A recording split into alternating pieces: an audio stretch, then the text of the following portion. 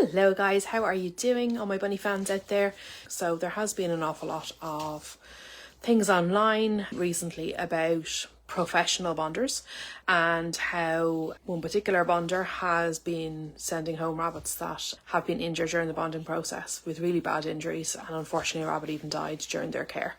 I am a professional bonder. People send their bunnies to me for bonding. The definition of professional is actually that you do something for a living, you're paid to do it, and I am paid to do this, fortunately, because I love it so much. So although there isn't any qualification per se at the moment, it's about experience and it's about somebody valuing your skill enough to pay for you to do a service for them. So I have been bonding for nearly 10 years now, over 270 sets of bunnies, and I have never had an injury with a rabbit, touch wood. Now, it can happen very quickly, whether you're watching your bunnies or somebody else is watching your bunnies. The odd injury can happen, but the secret to it really is not taking your eyes off them, basically. And I'm very conscious when the bunnies are with me that they're not my bunnies, they're somebody else's babies. And I think you have to really take that very, very seriously.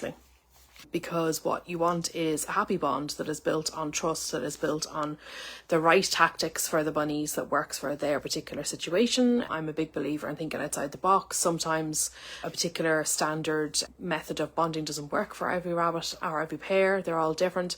And so you have to think outside the box and do something different. So when bunnies come to me for bonding, I do ask the owners to sign a form.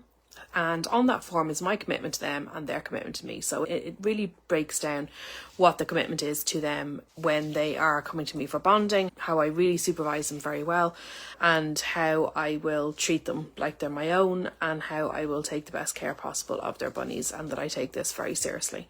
And their commitment then is to follow my instructions once they get them home, because my service comes with going home instructions and full support once people get them home.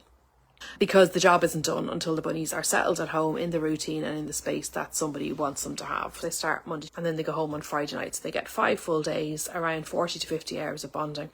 And there's 2 reasons why people send bunnies to me. One is that they don't really have the time to bond the bunnies. And the other one is that they are nervous and they don't feel able to do it themselves. So once the bunnies go home from me, we discuss how they want them to be, what they want their setup to be, how they want their routine to be. Are they going to be free roaming? Are they going to be outdoor bunnies? Are they going to be indoors with X amount of space? Do they have their own bedroom? Whatever it is, I tailor make the plan for them.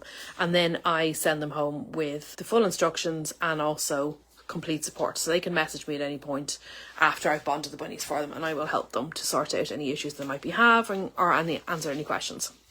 So as far as I can see, this bonding service, if you can call it that, where the rabbits were getting hurt, the bunnies were unsupervised. They were in very small setups and there was no room to expand. I don't always start in a smaller setup, it depends on the bunnies, but they do usually need a small space initially because that's what allows them to interact with each other and work out their issues. And also you can get hold of them a little bit easier, which means you're also helping prevent the injuries. And never let them actually fight, which is when the injuries happen. So I reckon that if those rabbits were getting injured, they were being unsupervised and nobody was there to step in and sort out the fights before they actually hurt each other. Just wanted to give people reassurance that there are a lot of professional bonders out there. A lot of rescues do bonding for you, but not all are good. So do your research. Some of the questions you need to ask if you're looking for a bonder is: how much experience do you have? How many hours do you put in? What kind of setup will the bunnies be in while they're bonding? And I sometimes talk to people who've had their rabbits gone to professional bonding and they actually don't get any idea of what size they've been in or how things have really gone. So I talk to my bonding people every night during the week that I have them. And quite often in between if I've got cute moments as well or they've got questions. So we're in constant contact. So that's the way it should be. Do ask for references. It seems to be easy for people to fake Google reviews because this particular person had a lot of Google reviews that were very positive.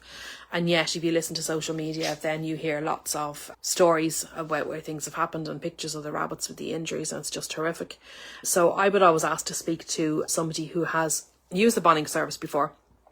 I would have no problem asking one of my past customers whether they'd mind taking a phone call from somebody who was looking for a bit of reassurance about using my service, because I'm open and transparent and I know I provide a good service. So that's another thing you can ask for. And then you need to ask, are you going to get going home support and instructions so that you know what to do once the bunnies get home and that you're not just left with, here you go, your bunnies are bonded, because there can be hiccups when they're settling in at home, and you do need the professional bonder support once you get the bunnies home. So those are some things that I can advise you if you're going to use a professional bonder.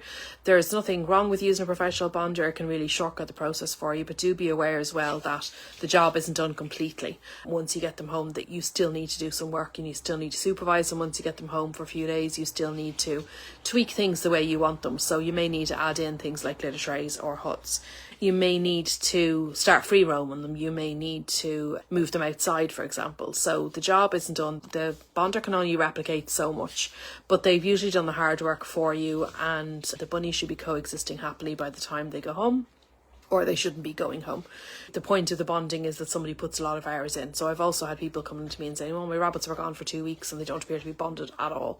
So clearly they hadn't put the hours into it either. So you want a commitment for your money that you're going to get as much help as you can, and that the rabbits are getting a lot of hours together. And nobody can guarantee that your rabbits are going to bond, but usually with the right tweaks to the method and the right setup, they can be persuaded to be friends if the hours are put in and somebody knows what they're doing. So in most cases it would be successful.